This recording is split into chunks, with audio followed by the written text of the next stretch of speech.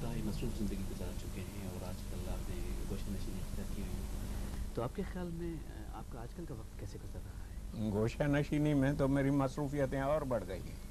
جی اس گوشہ نشینی میں نے کم سے کم کوئی 20-22 کتابیں لکھی. جی تو سوال یہ ہے کہ وہ چینج آف لائف ہے. فقط مصروفیت ایک وکالت میں تھی جی جو بیرونی دنیا کے ساتھ میری اتنی کانٹیکٹ تھی، اور یہ اندرونی دنیا کے ساتھ کانٹیکٹ ہے.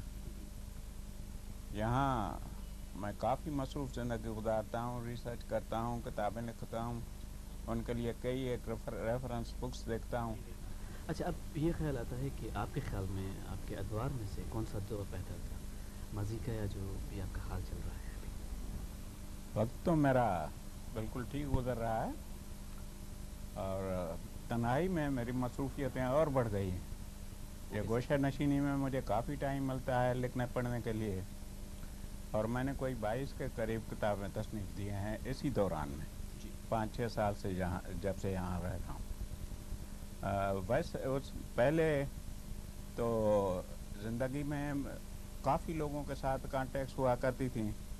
مشاعروں میں موو کیا کرتا تھا، کانفرنسز اٹینڈ کیا کرتا تھا. وکالت کی زندگی میں سینکڑوں لوگ میرے کانٹیکٹ میں آتے تھے، جن کے متعلق میں چوتھی والیوم جو ہے میری آٹو بایوگرافی کی کہ وکالت کے ایکسپیرینسز جو ہیں اس کے لیے لکھ رہا ہوں.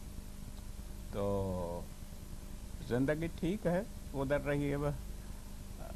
بیماری کی وجہ سے میں یہاں آ گیا تھا، جی ورنہ تو میں بہت خوش تھا سفر میں. سر، آپ کو کیسا محسوس ہوتا ہے کہ کون سا دور آپ کی زندگی کا زیادہ بہتر رہا؟ بھائی پیری تو جیسے نا ایک بہتے ہوئے پانی پہ شفق کا عکس ہوتا ہے، وہ سب سے پیارا لگتا ہے. تو مجھے کوئی پیری ناگوار نہیں گزرتی، اور میں اس سے مطمئن ہوں. زندگی کے مختلف ادوار دیکھے، بچپن دیکھا، جوانی دیکھی، لیکن اس میں مصروفیت میں جو ہے اور اس پیری کے زمانے میں بہت خوش گزار رہا ہوں. سر، آپ اپنے آپ کو ایک شاعر کے علاوہ اور کیا کہلانا پسند کریں گے؟ میں نثر بھی لکھتا ہوں، تو ایک ادیب کہلوانا پسند کروں گا. میں تقاریر انگلش میں کیا کرتا تھا گھنٹوں بھر ہائی کورٹ میں. جب سے انگریزی سے میرا زیادہ رابطہ نہیں رہا، تو اب جب سندھی میں بولتا ہوں تو 2-3 گھنٹے ایک وقت بول لیتا ہوں. بس اور کسی سیر و سفر سے میری سیر و سیاحت بہت محبت تھی.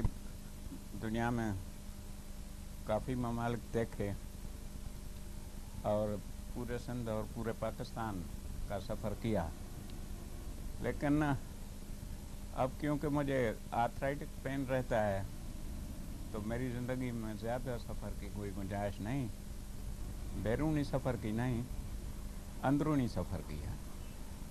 ایک مرتبہ یہ فرینچ فلسفی جو تھا شوپنہار، وہ ایک باغیچے میں کھڑا تھا اور پھولوں کو دیکھ رہا تھا اور کچھ آپس سے بات کر رہا تھا.